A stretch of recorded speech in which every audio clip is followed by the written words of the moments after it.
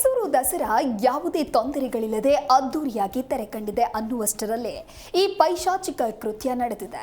ವಸ್ತು ಪ್ರದರ್ಶನ ಮೈದಾನದಲ್ಲಿ ದಸರಾದಲ್ಲಿ ಬಲೂನ್ ಮಾರಲು ಬಂದಿದ್ದ 10 ವರ್ಷದ ಬಾಲಕಿಯ ಶವ ಪತ್ತೆಯಾಗಿದೆ.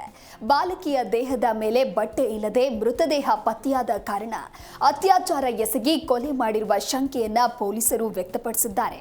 ದಸರಾ ಸಮಯದಲ್ಲಿ ಬಲೂನ್ ವ್ಯಾಪಾರಕ್ಕಾಗಿ ಕಲಬುರಗಿ ಕಡೆಯಿಂದ ಮೈಸೂರಿಗೆ ಹಕ್ಕಿಪಿಕ್ಕಿ ಜನಾಂಗದ 50ಕ್ಕೂ ಹೆಚ್ಚು ಕುಟುಂಬ ಬಂದಿವೆ. ಇವರು ದೊಡ್ಡಕೆರೆ ಮೈದಾನದ ಸುತ್ತಲಿನ ರಸ್ತೆಯಲ್ಲಿ ನೆಲೆಸಿದ್ರು. ಬುಧವಾರ ಚಾಮುಂಡೇಶ್ವರಿ ದೇವಾಲಯದ ತೆಪ್ಪೋತ್ಸವ ಮುಗಿಸಿ ಗುರುವಾರ ಬೇರೆ ಕಡೆ ತೆರಳಲು ಸಿದ್ಧತೆಯನ್ನ ನಡೆಸಿದ್ರು.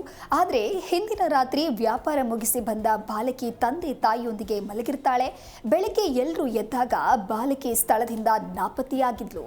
ಹುಡುಕಾಡಿದಾಗ ಟೆಂಟ್ನಿಂದ 50 ಮೀಟರ್ ದೂರದಲ್ಲಿರುವ ಮಣ್ಣಿನ ರಾಶಿಯಲ್ಲಿ ಶವವಾಗಿ ಪತ್ತೆಯಾಗಿದ್ದಾಳೆ. ಈ ಘಟನೆ ನಡೆದ ಕೇವಲ 2 ದಿನಗಳ ಹಿಂದೆ ಇದೇ ಸ್ಥಳದ ಮತ್ತೊಂದು ಬದಿಯಲ್ಲಿ ಒಬ್ಬ ವ್ಯಕ್ತಿಯ ಬರ್ಬರ ಹತ್ಯೆ ನಡೆದಿತ್ತು. ಒಟ್ಟಾರೆ 2 ದಿನಗಳ ಅಂತರದಲ್ಲಿ ಒಂದೇ ಸ್ಥಳದಲ್ಲಿ 2 ಕೊಲೆ ಘಟನೆಗಳು ನಡೆದಿರುವುದು ಆಘಾತಕಾರಿಯಾಗಿದೆ.